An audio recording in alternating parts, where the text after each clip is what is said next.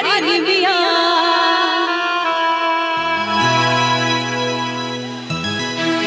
कैसे कहना है किस भाव में? झूमे रे झूमा झूमा हरी हरी निमिया, अताही पे आ गईली सातो बहिनिया। बहला मुड़वा झूमेला पतैया, क्या बहला मुड़वा झूमेला पतैया। और कैसे झूलेली झुलवा लगाई मोरी मैया, झूलेली झुलवा लगाई मोरी मैया।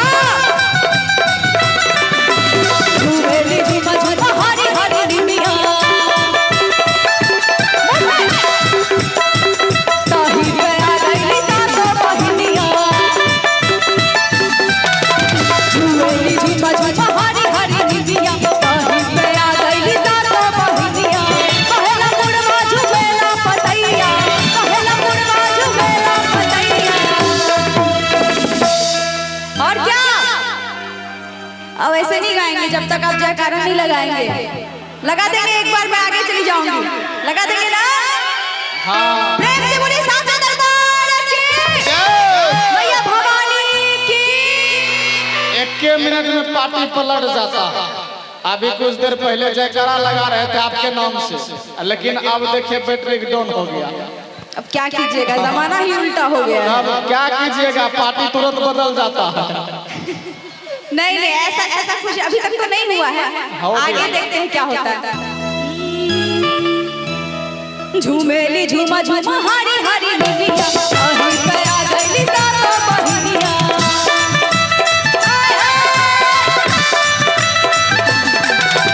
झूमेली झूमा झूमा हरी हरी निमिया, ताही पे आ गईली सातो बहिनिया। पहला मुड़वा झूमेला पतैया, पहला मुड़वा झूमेला पतैया। और क्या झूलेली झुलवा लगाई मोरी मैया, झूलेली झुलवा लगाई मोरी मैया।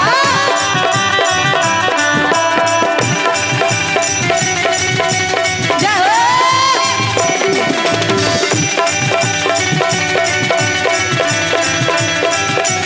आय, आय।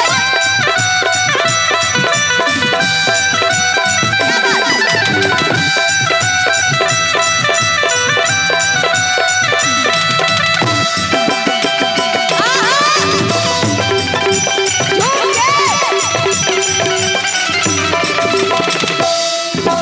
पाँच बत्ता बनवा पच्चीस फूला बेलिया,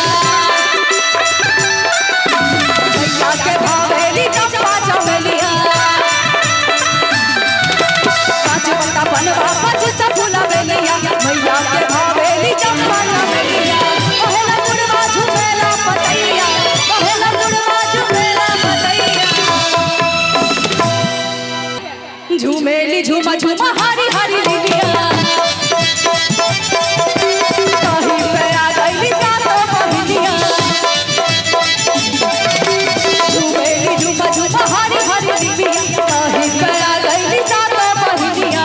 पहला मुड़वा झूमेला पतैया, पहला मुड़वा झूमेला पतैया। झूलेली झुलवा लगाई मोरी मैया, झूलेली झुलवा लगाई मोरी मैया।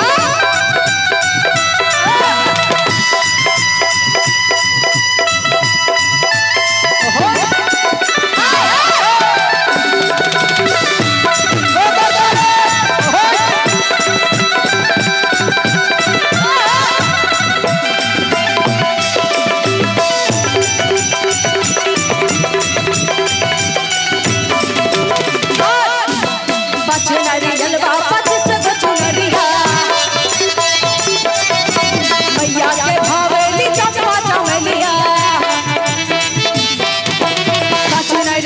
पच्चीस गो चुनरिया, मैया के भावेली चंपा चमेलिया। पहला मुड़वा झूमेला पतैया, पहला मुड़वा झूमेला पतैया। और क्या, ये लास्ट लाइन है। पाँच नरियलवा पच्चीस गो चुनरिया।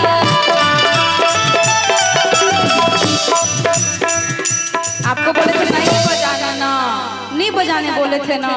अच्छा, नहीं बजाना था, हमको पता कैसे लगेगा कि इनके ताली में इतना पावर है कि आप लोग को फेल कर दे। पाँच नरियल वा 25 गो चुनरिया मैया के भावेली चंपा चमेलिया।